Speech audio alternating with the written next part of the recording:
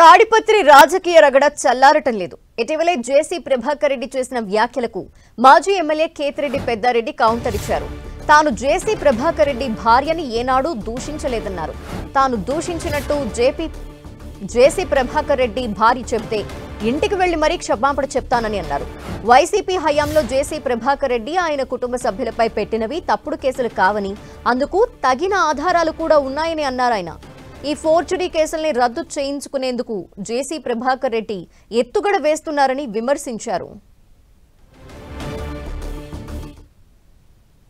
Public ను మోసం చేసే దానికోసం మాత్రమే ఇలాంటివన్నీ జిమ్ముకులు చేస్తుంటారు. వాళ్ళ భార్యను కానీ వాళ్ళ కుటుంబ సభ్యులు ఎవరినైనా కానీ మహిళని తిట్టింటే ఆమె వచ్చి మీడియా రూపకంగా కానీ ఎక్కడన్నా కానీ పెద్దారెడ్డి వచ్చి తిట్టినాడు అని ఉమ్మక్క చెప్తే నేను వాళ్ళ ఇంటి దగ్గరికి పోయి క్షమాపణ చెప్పేదానికి నేను సిద్ధంగా ఉన్నా. ప్రభాకర్ రెడ్డి, నువ్వు నీ భార్యతో నువ్వు మాట్లాడే అబద్ధాలన్నీ నిజమని చెప్పించుకో, కనీసం నేను ఇంటి దగ్గరకు వచ్చి క్షమాపణ చెప్తా.